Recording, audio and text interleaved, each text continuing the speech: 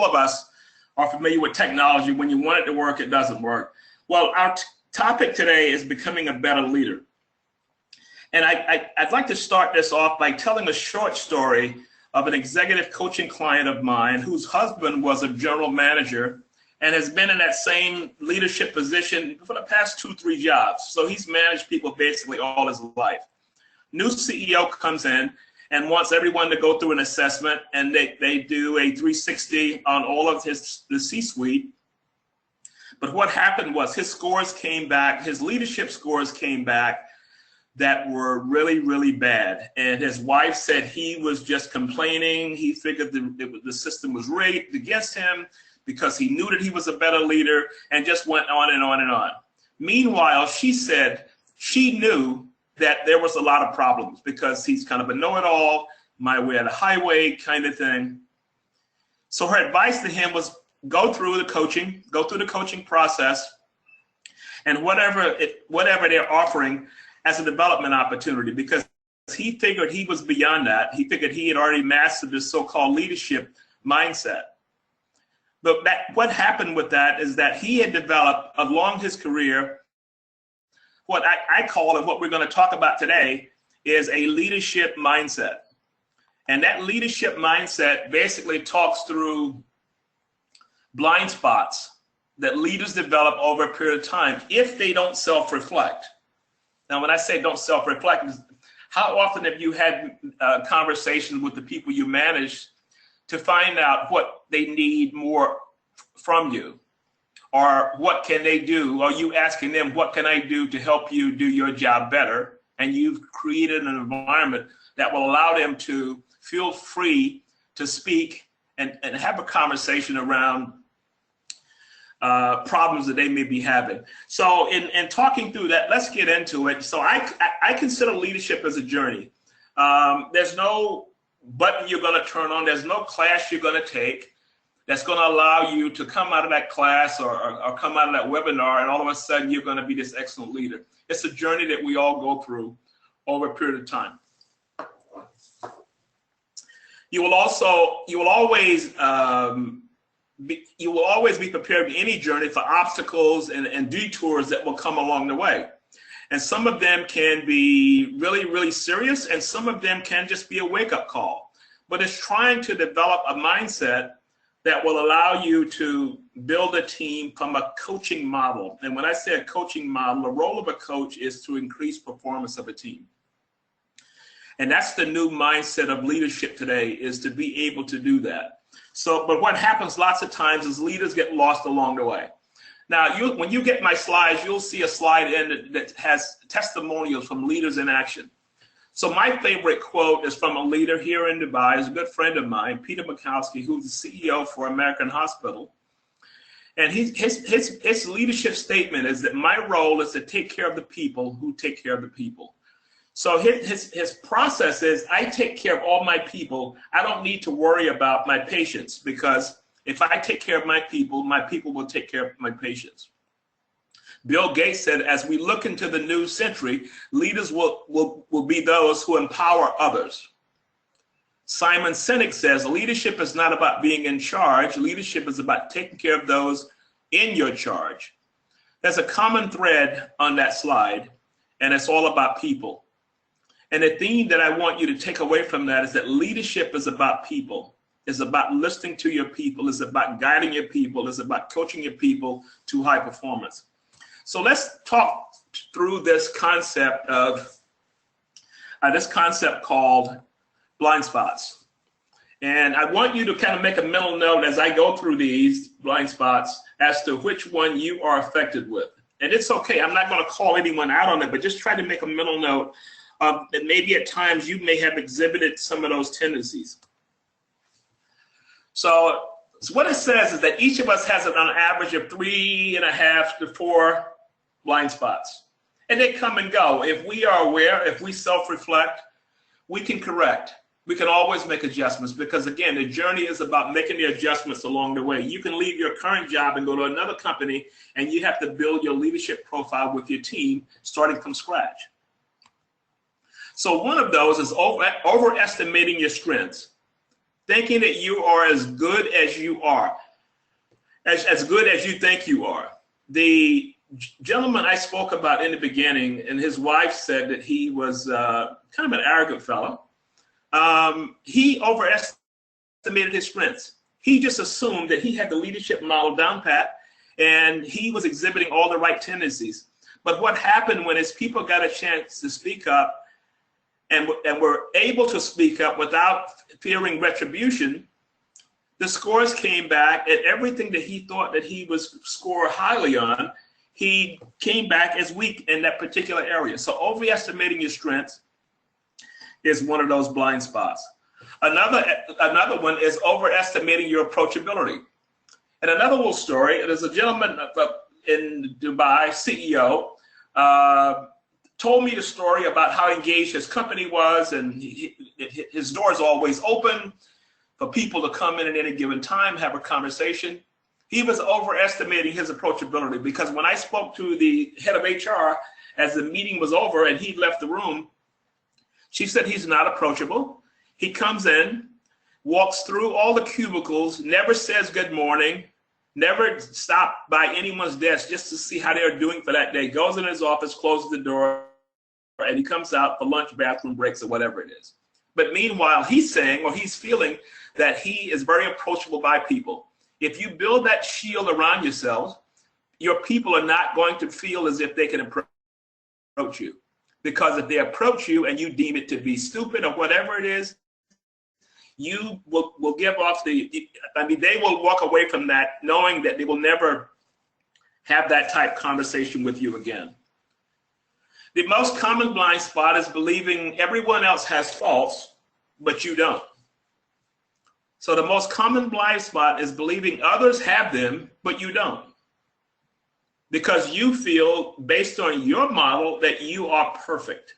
And this is why I said this is a journey, that we constantly have to go back and reflect as to where we are, how we're doing at the end of a week, or if you've had a sit down with your people or after a meeting, always reflect on that. How well did I do? Did I come across as an approachable leader? Did I come across as building a collaborative environment with my team?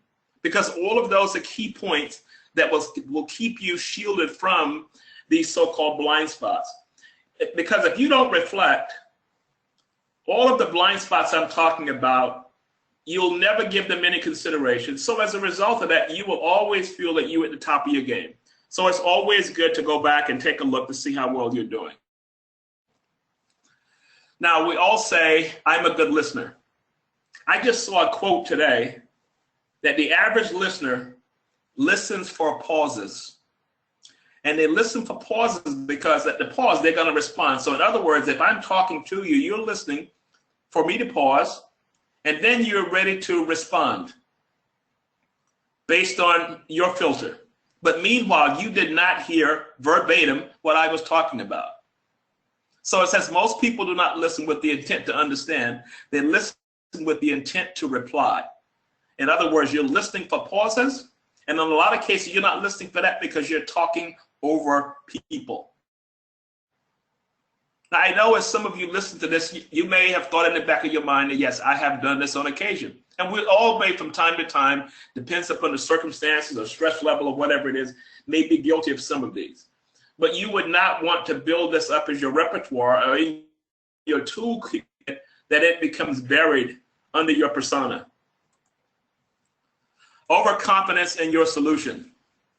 You have so much optimism, you know that your plan is going to work, that you have not listened to other people's opinion. You have not listened to your team members. Sure, it comes down to you making the final decision, but everyone should have some input. You grow your team by developing your team, back to the coaching mindset. When you're confident, you misjudge your value, your opinion, your beliefs, and your ability. You have more confidence than you should given the objective parameters of the situation. Always listen, always, and I say always ask for input. This way you empower your people to feel as if it's okay for me to give my views, even if we don't proceed down that direction. You should always build a team around the concept of open communication. Or do you send conflicting messages? And this is what happens. Let me give you an example of this. I come in late, my project is due, and because I'm friends with the manager, I'll say, hey, no problem, get it to me later this morning. It takes a couple of hours and get it to me, even if it was supposed to be in my inbox by the previous afternoon. But meanwhile, employee B is late that afternoon, and you're all over them, and they could never get away with what your favorite employee has just done. And when you do that, you're sending conflicting messages. You're saying that you're an even and fair manager, but every signal that you give out shows that you play favorites. And this is why I say from time to time, it's always good to step back to see where you are in this equation, because we will all from time to time, fall down as it relates to this. But this is what self-reflection is about. Self-reflection is about thinking through the prior week, thinking through the end of the day. If there was a situation that you had a sit down and discussion with someone, even your boss or either someone that manages you. Avoidance of Ron, sorry, yes? Just to let you know that glad to see that the presentation is up now on my screen. So you just need to guide me. I'm on the slide 9 I'm displaying. So anything you want me to display particularly, and just keep on saying next. So I'll help you out with moving. Okay, I'm on slide avoidance of important issues. That's the slide I'm on. I don't see the number here. I don't want to switch off my screen. What is the title? The title is Avoidance of Important Issues. It's the next slide after conflicting messages. Okay, yes, we are on it now. So just once you move, okay. Just do me a favor, just say next, so we'll do it. All right, thank you. Okay, great. Sorry, folks. Avoidance of important issues. I had a discussion in Bangalore yesterday. A young lady was seeking some help on trying to navigate this leadership journey for my client GE. And one of the things she said was the fact that she doesn't feel comfortable going to people and having a conversation to ask them why they didn't do whatever they were supposed to do. And as we talked through that, I said, I think what you did is that you built this conversation up into a conflict mode. But if you were just going to have a conversation, you wouldn't have had any angst. So what happens lots of times is that we try and avoid conflict because we always will view it through the lens of a confrontation. But if I come to you through the lens of having a meaningful conversation, that doesn't put any stress. I don't see myself going into conflict mode because we're having a conversation. So what happens lots of times with leaders, as well as employees, we get into this mindset that it has to be a confrontation. Well, I'm here to tell you, it does not have to be a conversation. It depends upon your approach. If your approach is to have a down-to-earth conversation, or however you may want to label that, a heart-to-heart talk or whatever it is, that's what it is. And if you were to go into a conversation with that mindset, or going into it that you felt that at the end you all were going to be yelling at each other, it's going to manifest itself. So from a leader's perspective, again, going back to the coach's model, the coach comes in, tries to get you to increase performance, and you have to figure out a model that you're going to use to make sure that happens, and it comes across as meaningful and not conflicting and not stressful. Next.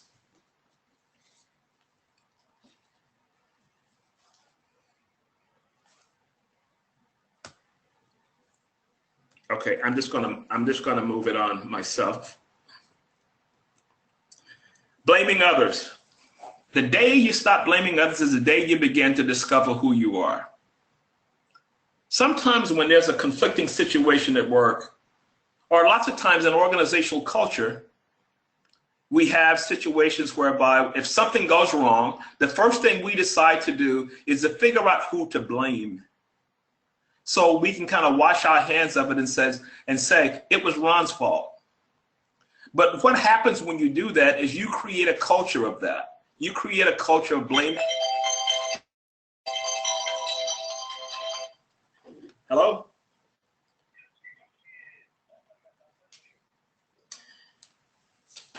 You create a culture of blaming others as a result. So what happens with that is that the culture feeds upon itself. You can't build that culture within your team or within your organization. That can't be done or should not be done. So let's get away from the blaming others. Just excuse me for 1 second. I'm so sorry. So lots of times leaders will always go into the mindset again is that I am Mr. Right. I am Mr. Know-it-all. The situation I talked to in the beginning of the general manager knew everything. He didn't need to listen to his people. He knew everything because he was the commander. He barked orders and he felt that everyone should just abide by those orders. And when it came time for his assessment, what they found out was that they graded him on being a know-it-all. And unless, as it says, you're Mr. Google, because Google has all the answers, whether they're correct or not, it's always best if you're managing a team, get everyone's insight. The lowest person on the totem pole on your team could provide the most value. And it just makes your job of managing people a lot easier. So now we're talking about connecting with people on the front lines. The executive walks in every day and he doesn't even basically speak to people. He doesn't know people by name. He walks over people with the intent of, not with the intent of just trying to ignore them, but his mind is not on it. I've always found it amazing that the lower you go on an org chart, the more powerful, the less powerful your memory becomes. But as you go up on the org chart, what will happen is that you tend to know everyone there. How many of you know your T-boy by name? How many of you know the people that clean your office? One quick story, the president the CEO of a major financial firm in New York told a story when he was in graduate school, working on his MBA. One of the professors told him that the exam was going to be, say, on Friday. When they came in on Friday, there was a blank sheet of paper on the table. And he asked them, or he told them, we've been going at this for 6 weeks. I've given you all the knowledge I can possibly give you. But I'm going to teach you an important lesson today. I want you to turn that page over, write your name at the top, and under your name, I want you to write the name of the lady that cleans this space that we're in. Every day you come in, she's working, cleaning up after us. Write your name down, put it on my desk, and that's the exam. And he said he failed. He said, but it was one of the most important lessons that he had ever learned, is that every worker has value, regardless of their level inside of an organization. And the name of that story, if you wanted to Google that story, is called Her Name Was Dottie. And that was the woman's name who was the cleaning lady. And there was only, I think, 3 or 4 people within that class who knew her and were able to pass that exam. But the learning lesson, and this was 20 years ago, and he talked about that as if it's still there, fresh in his mind. Arrogance. I know none of you on the call have that. You don't have that overbearing display of superiority, self-importance, and false pride. You may think you don't. Lots of times it's good to ask. That's always a good technique too with this reflection piece, is to always ask your people, how am I doing as a manager? What can I do better as a manager to make your job a lot easier? That begins a reflection process. At the end of every group meeting, always ask that question. If you're leading that group, ask them, what can I do to make our team a lot more effective? And go back to the other leadership blind spots. You listen. And don't take it as someone blaming you. Take it as a development opportunity to move it forward. So I want to, in a closing quote, before we go to Q&A, these quotes always stood out to me. When we tell people to do their jobs, we get workers. When we trust people to get the job done, we get leaders. This is about empowerment, folks, empowering people so that people will remember you as a leader as their career progresses.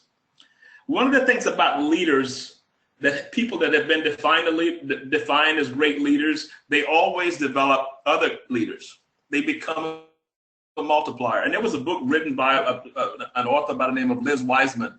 She talked about leaders of talent as multipliers within an organization. They develop leaders in their teams. They develop leaders in their departments. They develop leaders in their direct reports by empowering them to become a partner in the process of whatever function they're in.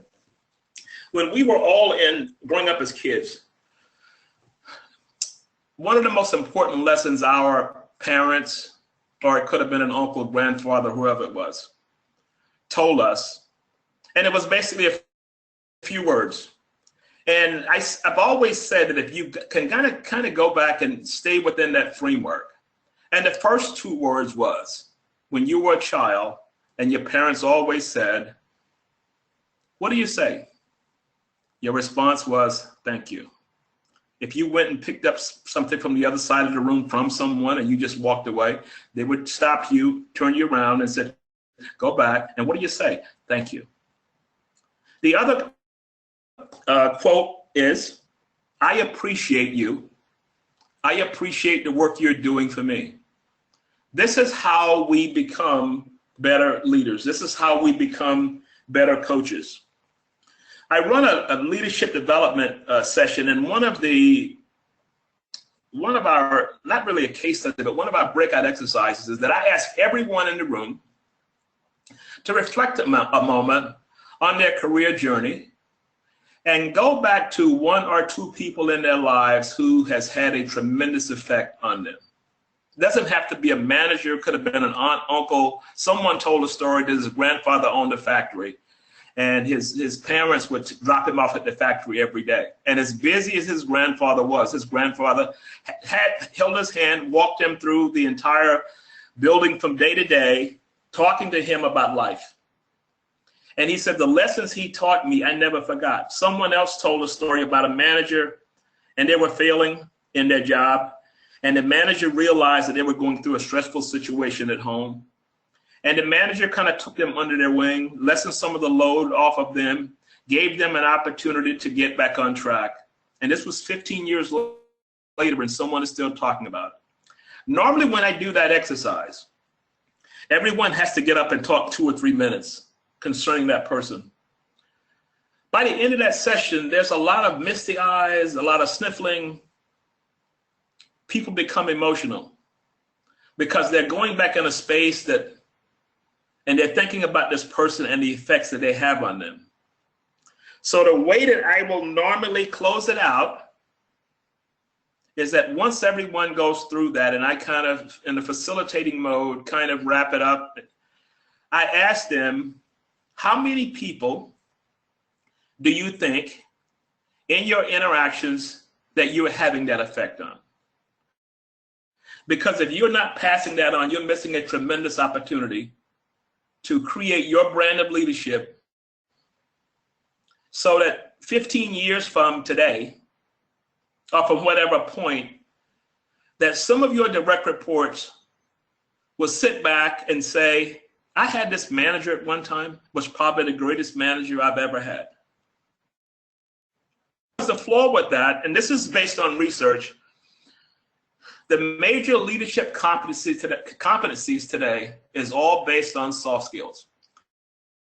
But if we go back and look within our organization, the vast majority of time people are promoted based on hard skills.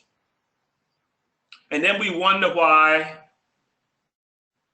our engagement levels are low, productivity is low, and all the other ills that can come from having bad managers, and that's where it comes from.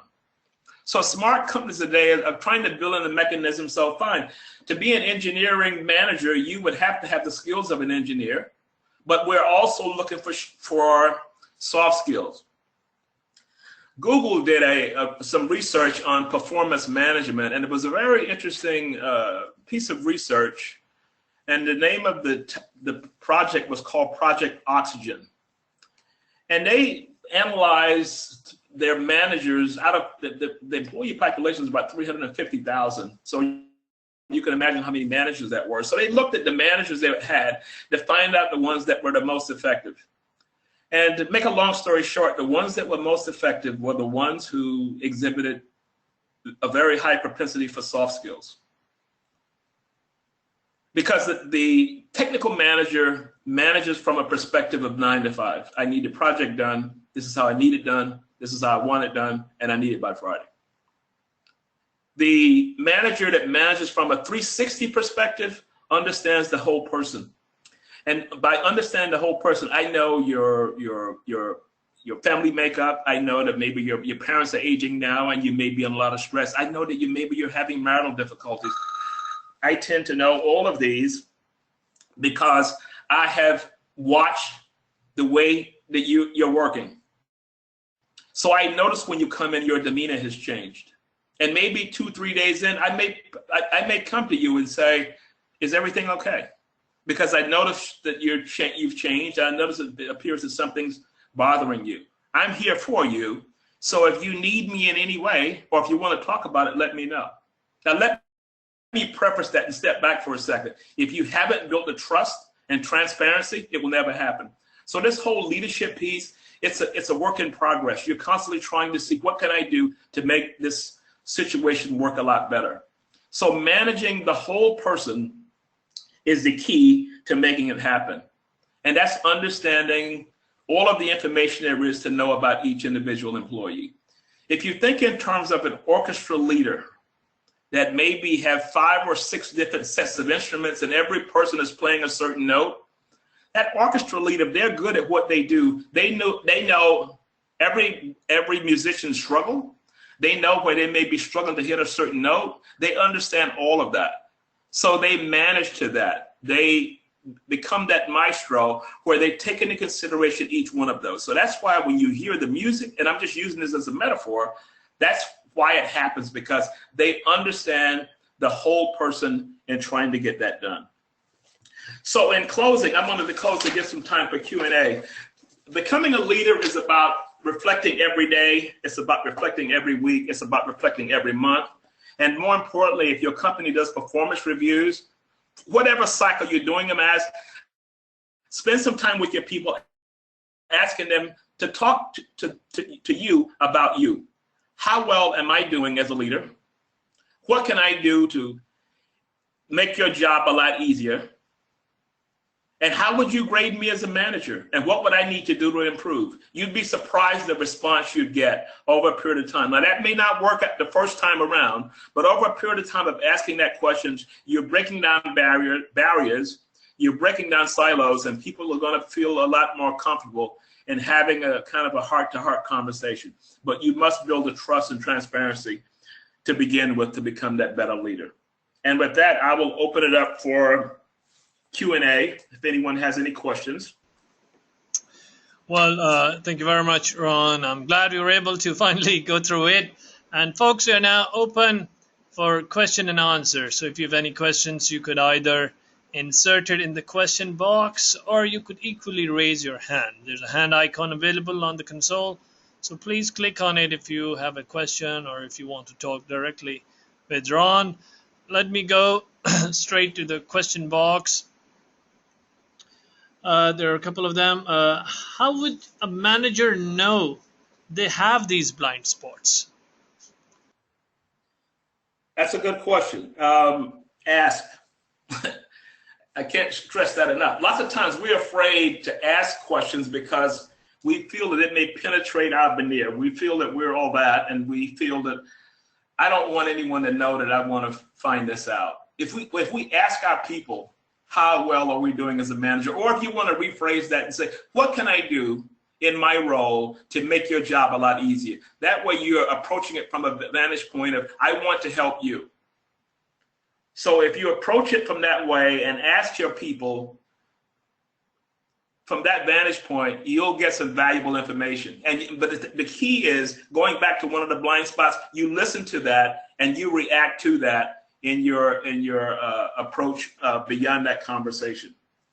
But I would want to say, first of all, you should have had the opportunity to build the trust factor up within your team, because if you haven't, and if you're a yeller or a screamer, no one is going to even approach that. So you're going to have to really take a look at yourselves in trying to become a better leader. And a lot of times it's not a pretty picture, regardless of what we think.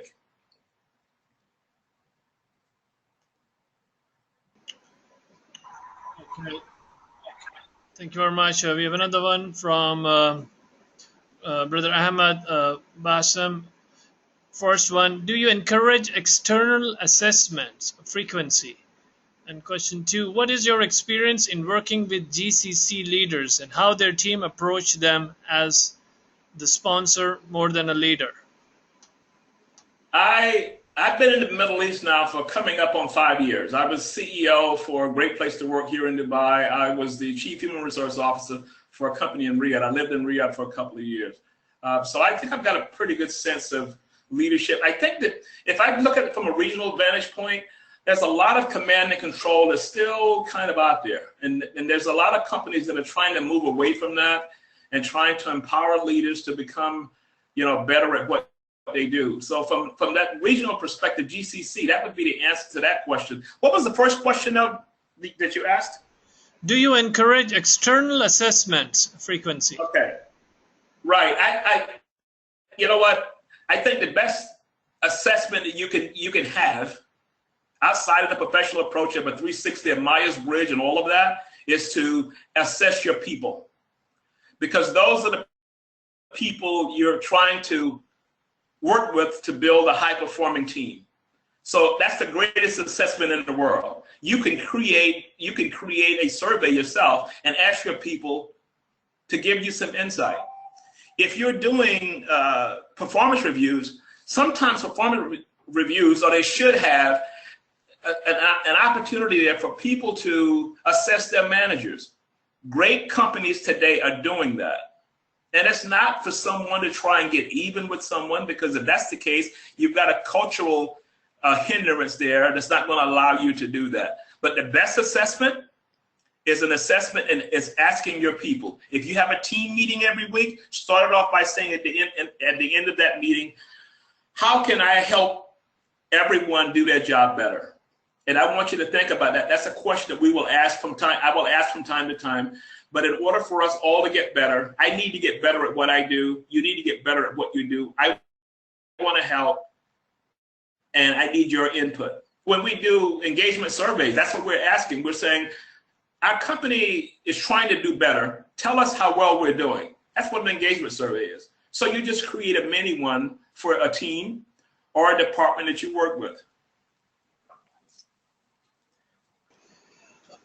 Thank you. And we have another one from Rowena de Leon. The question is, what is the best approach to tell someone acknowledge your fault when he's the kind of person who doesn't know how to apologize? Okay, for the average layperson, that may be a problem, and you may need, at a certain level, if the intensity is there, you may need a professional coach who would know the process of dealing with that. If you don't have that available to you, a heart-to-heart conversation off-site, that could be having coffee, that could be having dinner, that could be a whole lot of different things. But you have to start someplace. And I've always said, getting people outside of the power throne or their office or their chair or their proximity of their space, even if it's taking a walk outside, they may be a little more open to have that conversation. I've always found the best place to have a meeting is outside. I mean, if the weather is nice, when I worked in New York, we worked across the street from a park in the city, and our meetings would be in the park. And it just created a different atmosphere. So let me cut that short by saying, get them out of their power zone and have that conversation. But the approach is going to determine what you get from that. You're not going to come there and begin the preaching process. You're this, you're that. You may want to ask some penetrating questions. How do you feel you're progressing as a leader? I noticed that your model is is basically my way or the highway. Have you ever given any consideration of that as how effective that is? How effective are you with your people? There's ways that you can approach that as opposed to coming right out and blaming someone for having a lot of shortcomings. All right, thank you very much. We have a supplementary from Brother Ahmad Bassam. What if it is a behavior issue, especially for the senior leaders? Okay, that is prevalent and in play in the GCC. But it's different with that level because normally they have available to them coaches, executive coaches. Now, I've asked that question in a lot of settings, and they have coaches available for senior leaders. Now, if the leader exhibits all of those blind spots and no one can reach them, you may want to start with some of their subordinates and trying to get a sense of how bad it is, or maybe there's one particular person on their team that has an approach that will allow you to get a little closer to them. But that's hard because of credibility. If you're a mid-level manager, it's kind of hard to have them talk with the CEO about being a leader. Then you go back to the example I used in the beginning of the general manager that knew everything. And I'm sure people that told him that this was a problem. And only because there was a new regime that came in and they had to do these assessments, that's when all that came out. So that's kind of a tricky situation. It would depend upon culture. It would depend upon the CEO's openness to change, because you're telling someone who has risen to a CEO that you have a lot of shortcomings. In essence, that's what you're saying, but you're trying to find a different approach to do that. And that may take a person that's a professional in having that conversation. But the linchpin to that is that the leader has to have a sense of maybe there are some flaws.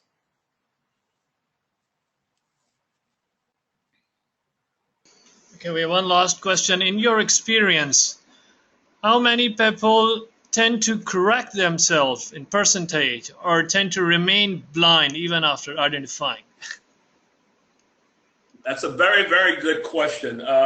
If you go through the process of self-reflection and build questions around some of the topics that were listed here, and challenge yourself to be fair in this, challenge your people to be fair in giving you an assessment, you can change that.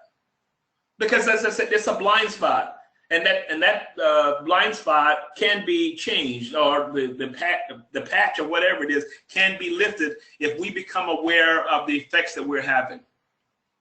I had my daughter tell me at one time, she was asking me a question. My door is always open, kind of, and that was one of the so-called blind spots. And she came into my office and she asked me a question. I was multitasking, looking at her and typing all at the same time. And as she paused, I flipped around in my seat and I started giving her a solution. And she stopped me in my tracks. She said, "Dad, I'm not asking you for a solution. I just want you to listen sometime. You never listen. And when you do listen, you always want to come out with all these solutions." She said, "Just listen to people sometime without always being Johnny on the spot with every answer." I have never forgotten that. And every time I tend to catch myself going in that mode, I stop it.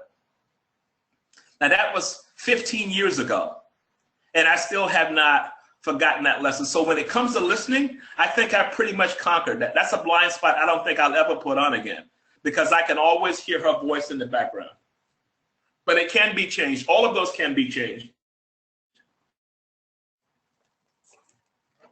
All right, thank you very much, Ron. That really brings us towards the end of the webinar. Any quick concluding remarks that you would like to give before we dismiss out?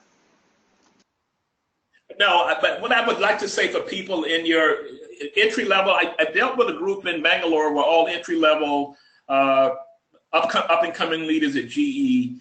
If you're entry level, if you're mid level, or even if you're senior level, this applies to all of us. So I talked to the younger people yesterday and I said, be aware of these. Be aware of these, that you don't have it all going on regardless of what you and your friends say to you that you're great. Because you have to come back and be honest with yourselves, and that's the only way that you're going to become a better leader and make an impression upon people that 10 years from now, they will still be talking about the time that they spent with you over 2-3 years. Okay, thank you very much, Ron. And I really want to thank you on behalf of the Madinah Institute for Leadership and Entrepreneurship for taking the time to deliver this webinar.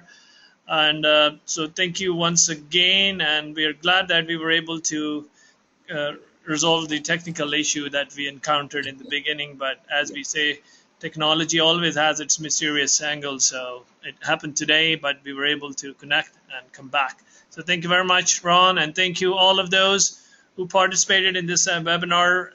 Once again, an apology for a slight delay in the beginning because of the technical glitches we encountered, but we were glad that we were over with it, and we finally had this webinar delivered today through this platform. So thank you all of those who participated in this webinar. We are recording it. Please stay tuned to webinar.mile.org. With that note, I would like to end and conclude. So you all have a good day, good afternoon, good evening, wherever you're calling from. Assalamu alaikum wa rahmatullahi wa barakatuh. Thank you very much.